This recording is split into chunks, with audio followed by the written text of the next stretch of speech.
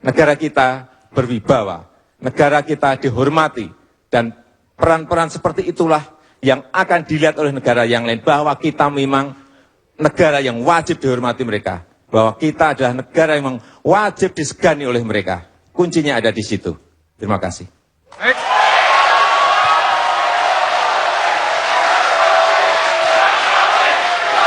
Baik, terima kasih Pak Joko Widodo. Saya akan beralih sekarang kepada Pak Prabowo dengan pertanyaan yang sama.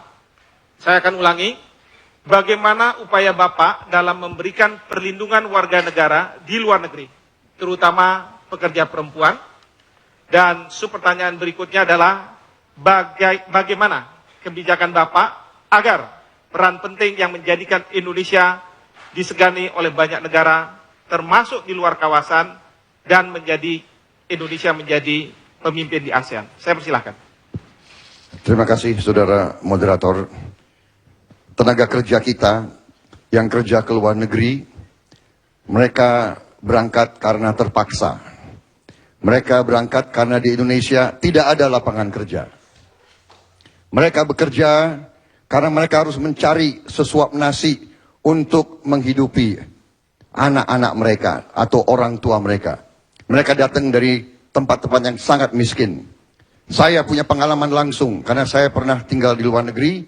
Selalu saya lihat mereka di Timur Tengah, di Malaysia, di mana-mana. Dan saya pernah punya pengalaman untuk membantu satu tenaga kerja wanita dari Nusa Tenggara Timur, daerah Atambua. Dia datang dari keluarga 10 anak yang sangat miskin. Dia pergi pada usia dia baru 15 tahun. Dan akhirnya dia teraniaya, tersiksa. Dan akhirnya dia snap psikologis. Dia membunuh majikannya dan akhirnya kita harus membantu dan menyelamatkan nyawanya. Jadi intinya adalah karena kemiskinan yang mendalam di daerah-daerah yang tertinggal. Karena itu, saya dalam hal ini sependapat dengan Pak Jokowi. Iya, kalau beliau punya pendapat yang bagus, saya hormati dan saya katakan itu memang bagus.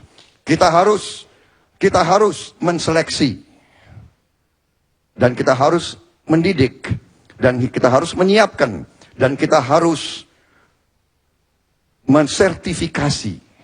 Karena masalahnya adalah banyak tenaga kerja yang diselundupkan. Jadi ini adalah illegal human traffic.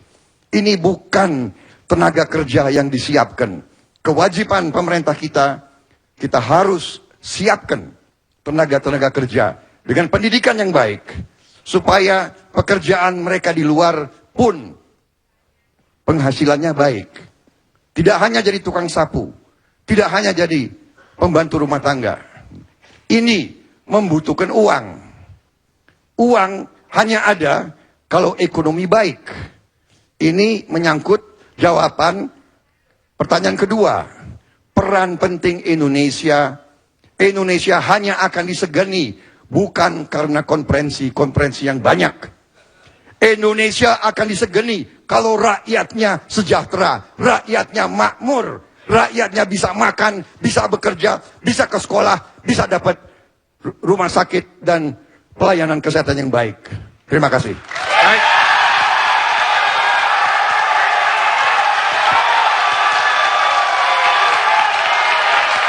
Baik, terima kasih Pak Prabowo.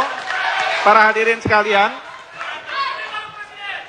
hadirin sekalian dan para pemirsa, kita sudah melewati segmen ketiga dan sebentar lagi kita akan memasuki segmen keempat.